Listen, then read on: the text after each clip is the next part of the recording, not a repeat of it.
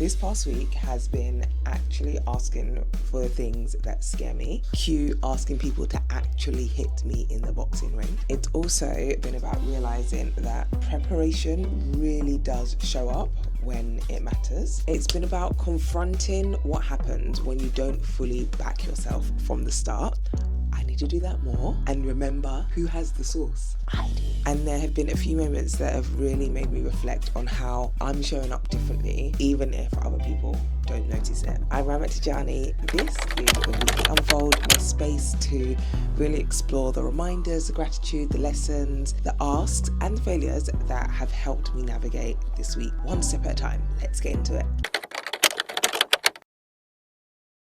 My ask this week was to stop being treated softly. Let me explain. I've been very open about the fact that boxing kind of scares me. Just a little bit. I think in being so open about how much boxing scares me and the idea of actually hitting someone and being hit scares me, especially when sparring. When I get into the ring, I can feel that people are taking it easy on me. They're holding back, which part of me is super relieved about. But another part of me was like, wait, how am I supposed to learn if no one actually hits me? And so I had to say it out loud, don't go easy on me, which by the way is a very different energy to everything that I've been saying before and the way in which I've been showing up physically and also the things that I've been saying. But it's so necessary because ultimately, the way I see it, I can't ask for the growth and then avoid the conditions that help create the growth. I need someone to hit me. And I'm one of those people, like I've never been in like a proper fight before. I've never like had a scrap verbally. Can't test me, but you probably could. But physically, I've always looked at it and like, I'm not wasting my energy on someone that I don't like in a situation that I'm not happy with. I'm just not going to waste my physical energy. So why would I? So I just never have. And now I'm like, nah, ladies, hit me. Bring it on, bring it on. Thankfully, they actually did in the Sunday session that we had. So yeah.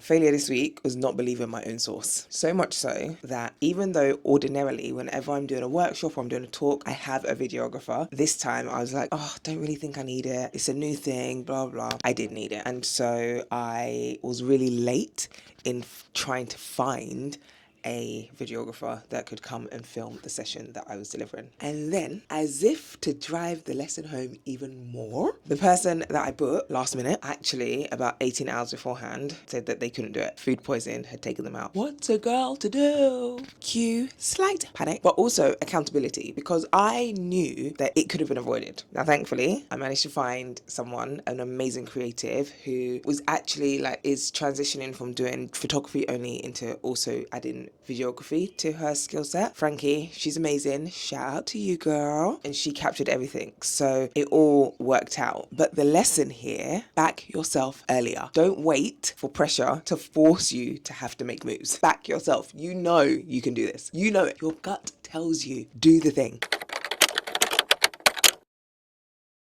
The work shows up when it counts. Being in the boxing ring this week has really made something super clear to me. What you do before the moment actually really matters. The shadow work, the drills, the stamina building, most important of all of the mental preparation, all of that shows up when you step into the ring. And you know, it's not just physically, there's so much mental work that also is showing up here, because ultimately stepping into that ring requires you to overcome any of those like internal voices that say you're not ready, you shouldn't be here yet, protect yourself, all the noise that comes up that's just ultimately trying to protect us, because that's what our brain does, and hence we don't do the uncomfortable things. Stepping in the ring requires us to overcome that. I guess it feels like it's not just the like, it feels like those internal barriers are just as important to overcome as the literal external barrier of the ring that you have to get into. The work has to be done before the actual moment. So important,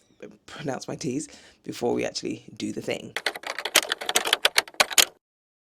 Self-trust changes how you move in the world. At the moment, there's something subtle that's happening for me, which my coach, Miley, noted, and I thought it was really interesting to kind of actually look back and reflect on. As I'm starting to trust myself more again, there are certain shifts, and they're not like big, loud, I don't know, like performative shifts, but there are shifts that are happening. And these shifts are showing up in the way that I see myself respond to things, the way that I see myself showing up in spaces, and I guess the way in which I'm willing to or not to do certain things. And the key thing to note actually is that it's not for anyone else to notice these shifts. I don't think a lot of people have noticed these shifts.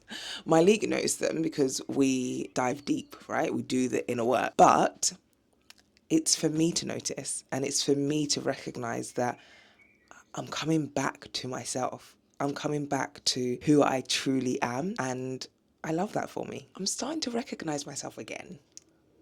Yeah.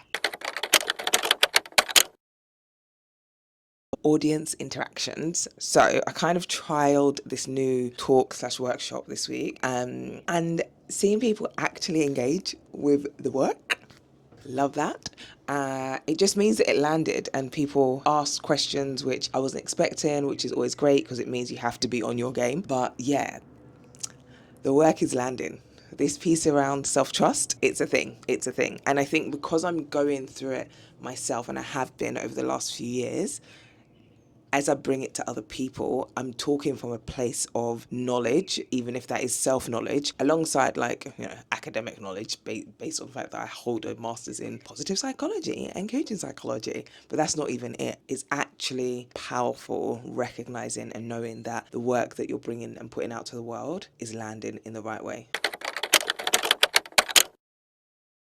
Super grateful for birthday celebrations. Lucy's birthday was this weekend. We just got to celebrate her and I loved it. It was always a great time to connect with people, catch up with people, and also celebrate people in ways that work for you as well. And I say that because I was talking to someone about attending Lucy's birthday. I went, but I wasn't able to stay the whole time. And they were like, oh, won't your friend mind that you're going to leave early? And I was like, she might do, but actually I don't think she will do because she'll appreciate the fact that I came at all. So there's just a beauty in being able to celebrate people that you're close to, that love you, that you love, that appreciate you and take you as you are. So yeah, it was great catching up with people. Edna, for me. Yeah, it was a good look. It was a good look. So, happy birthday, Lucy. Hope you enjoyed.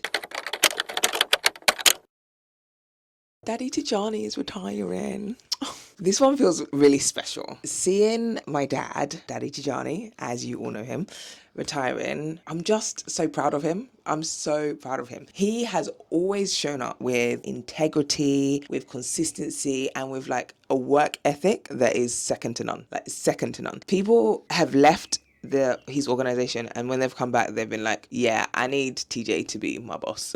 I'm like, sorry, people are asking you to be their managers? So yeah, I love the fact that he's always been so, I don't know what the word is, maybe dedicated and intentional about the way in which he shows up at work. But now he gets to enter this whole new chapter on his own terms, whatever that means to him, whether that is to rest, whether that is to explore the world, whether that is to make new connections, or whether that's just to simply be. It's something to celebrate, and I want him to know that I'm super proud of him. So happy retirement, Daddy. Enjoy it. Yes, I will leave you to enjoy it without bugging you every day because I know you are free, because you actually probably aren't free. You're probably gallivanting, enjoying. So happy retirement, and yeah, can't wait to see what this new chapter brings for you.